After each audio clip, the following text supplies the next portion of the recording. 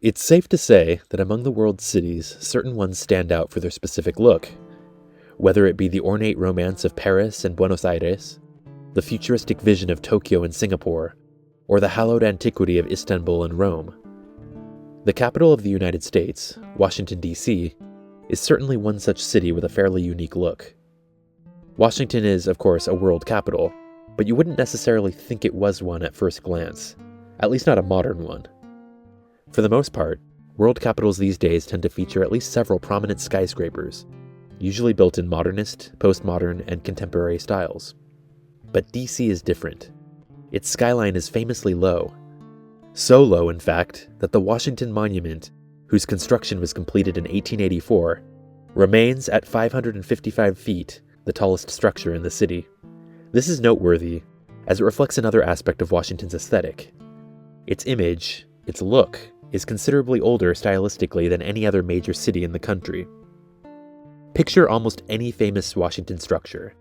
Whatever you're imagining, it's probably white and old-fashioned looking. Probably beautiful too, but in a very traditional way.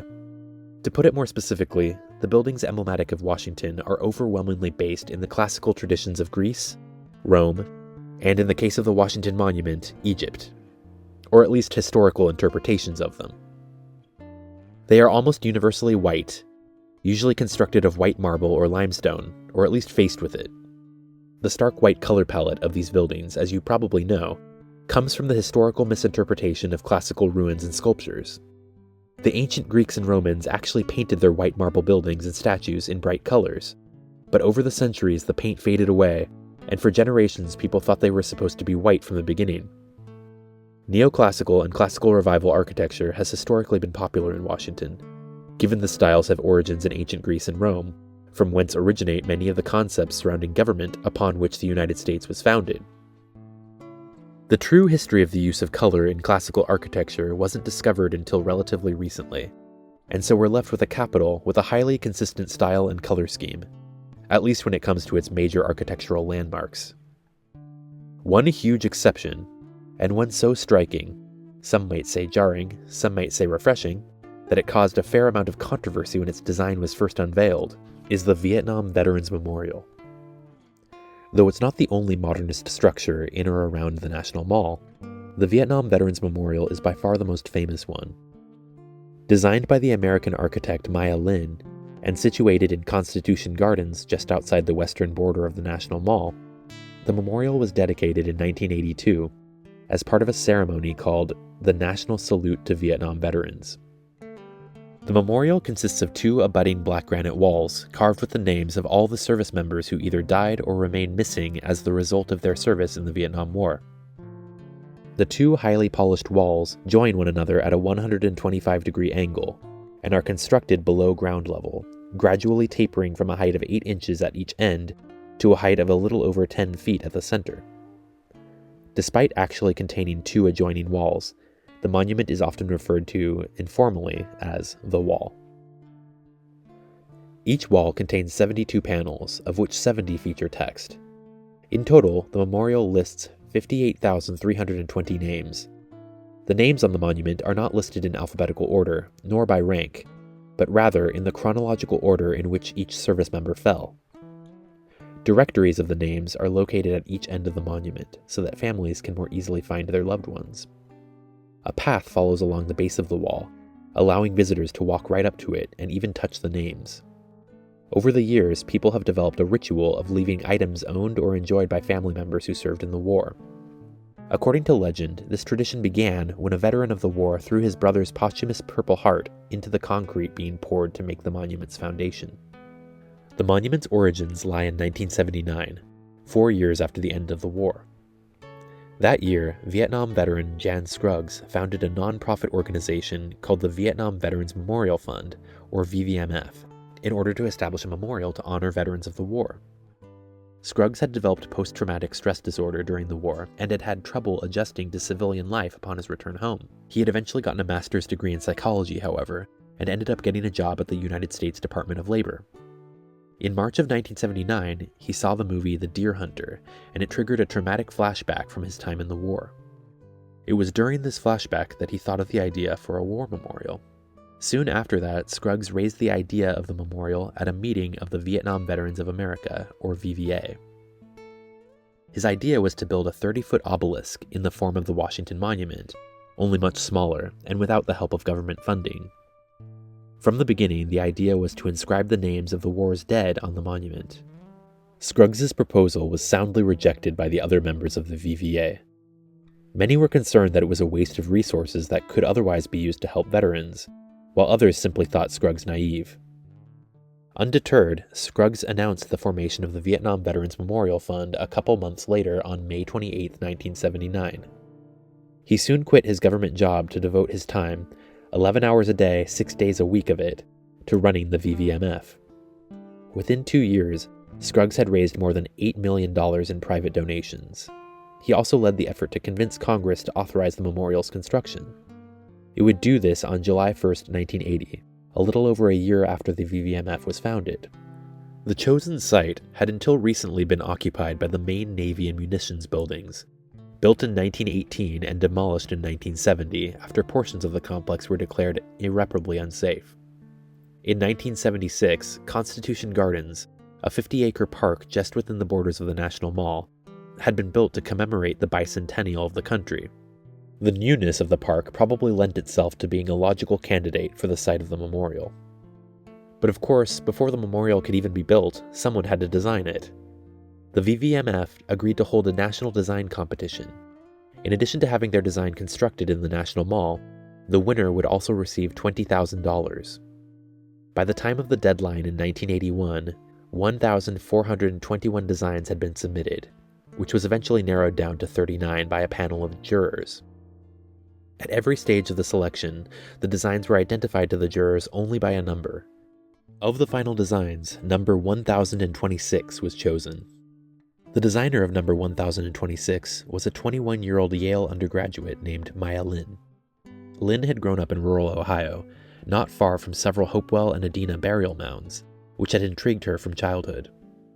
While at Yale, she got involved in the still new environmental movement, and was influenced by the land art movement of the 1960s and 70s as well.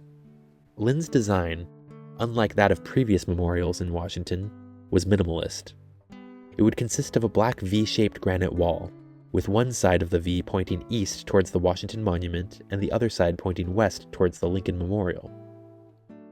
Lin described her design as that of a cut or wound in the earth, representing the harm caused by the war, saying, "I imagined taking a knife and cutting into the earth, opening it up, and with the passage of time, that initial violence and pain would heal." At first, however, a lot of people just didn't seem to get it. In fact, the design was highly controversial when it was first unveiled. Almost every visual aspect was criticized, from its lack of decoration or statuary to its placement below ground level, but especially its black color. Future Senator and Secretary of the Navy Jim Webb, who had initially supported the memorial, quickly changed his mind, saying, "I never in my wildest dreams imagined such a nihilistic slab of stone." The listing of the names in chronological order and lack of any mention of the service members' ranks or ages disturbed many as well, who found it morbid that the only information provided for each name was when that person died. But unfortunately, the memorial wasn't just controversial because of its design. Lin's age and lack of experience also rubbed people the wrong way. Lin has since stated that if the competition had not been blind, her design would have never been chosen, which unfortunately is probably true, given the fact that she was also subjected to a considerable amount of racist abuse, including from the billionaire and soon-to-be presidential candidate Ross Perot, who funded a campaign to cancel the wall's construction. James Watt, then Secretary of the Interior, even refused to issue a building permit for it, and Lin was forced to defend her design before Congress. Eventually, the go-ahead was finally given, on the condition that the VVMF would add a flagstaff and some sort of realistic statuary. A traditional heroic statue was commissioned from the sculptor Frederick Hart, which was originally intended to be placed at the apex of Lin's wall, making it the focal point. I can't help but wonder if this was a cunning attempt by the wall's detractors to surreptitiously steal Lin's thunder. Lin herself was understandably irate, calling the statue a coup that had nothing to do with how many veterans liked or disliked my piece. adding that she had received no criticism from any Vietnam veteran about the design. In the end, the statue was installed out in the entry plaza, so as not to compete with the design of the wall. It depicts 3 soldiers. In fact, 3 soldiers is the name of the piece. The statue is positioned so that the figures seem to be gazing solemnly at the memorial. Though the statue's existence is unnecessary and an insult to Lin, the right figure of it was the first depiction of a Black American in the National Mall, so at least some good came of it. Construction of the memorial finally began on March 26, 1982. The black granite used to build the wall was imported from Bangalore, India, and was chosen for its reflective qualities. The panels were cut in Barr, Vermont, and engraved in Memphis, Tennessee. After nearly 8 months of construction, the memorial was dedicated on November 13, 1982. Though the design was so controversial initially, it has since come to be recognized as one of the most revolutionary monuments ever built, changing forever the visual language of war memorials. Before Lin's memorial, such structures tended to tower above the viewer and depict a dramatic, heroic, and romanticized image of war. Visitors would usually have to crane their necks up to look at them. But at the Vietnam Veterans Memorial in Washington, D.C., viewers are confronted with the names of the dead at eye level and on a relatively human scale. Most of the names on the memorial are inscribed in chronological order, but some are not.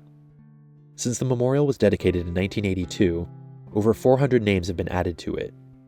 Some are the names of people who died in Vietnam but were accidentally left off the final list. Others are the names of men who died after the war, but whose deaths the Department of Defense has determined to be directly caused by their involvement in it.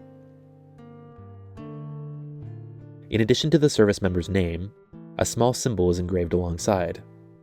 A diamond shape is inscribed for every service member confirmed to be deceased, and a cross is used for those of unknown status. When a previously missing person is confirmed dead, a diamond is carved over the cross. If such a person were discovered to still be alive, however, a circle would be carved around the cross, although to date this has never happened. The vast majority of the names on the wall belong to men, but it does include 8 women's names. All were nurses. Though it may seem strange at first that a list of every service member known to have died in the war would include so few female names, this is due to the fact that women were still banned from all combat roles at the time, and that in Vietnam at least, female nurses worked exclusively in hospitals rather than on the battlefield, so they were significantly less likely to be killed.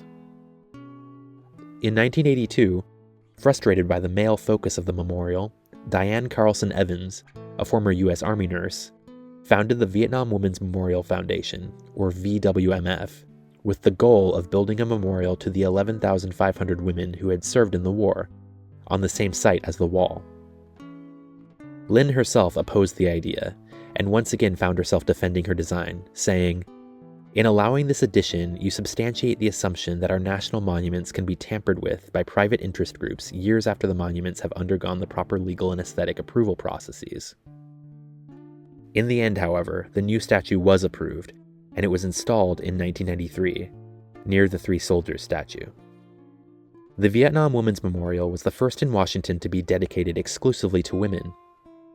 However, the statue has since been criticized for its historical inaccuracy, as female nurses at the time were confined to military hospitals and did not work on the battlefield.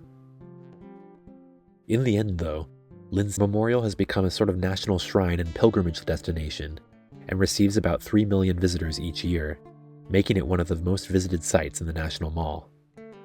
Lin would go on to have a successful architectural career and be awarded honorary degrees from Yale, Harvard, the University of Pennsylvania, Williams College, and Smith College. Later, she would serve as an alumni fellow of the Yale Corporation, and in 2003, in a turn that would echo the origins of her own career, she was chosen to serve on the selection jury for the World Trade Center Memorial Competition. In 2009, President Barack Obama awarded her with the National Medal of Arts, and in 2016 with the Presidential Medal of Freedom. Today she lives in New York City and continues to design memorials, sculptures, land art installations, and some buildings, and is one of the best-known contemporary architects and designers.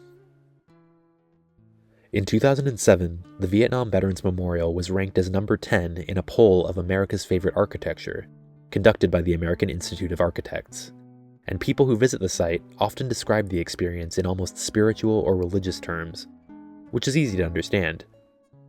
The sheer quantity of names is overwhelming, as it should be. Aside from all the reasons previously mentioned, I think a central reason the wall was so controversial at first is because of its brutal honesty. To look at and be confronted by those names is to be confronted by the overwhelming human cost of war. And as one faces and contemplates these names of people from a past that's slipping further and further from human memory, the honest and mirror-like surface of the stone reflects back images of oneself and one's contemporaries. One day, relatively soon, everyone who lived through the Vietnam War will be gone. But the genius of Lin's design will continue to allow visitors to see themselves reflected in a mirror to the past, raising questions about the way we think about war, as well as this nation's place in the world.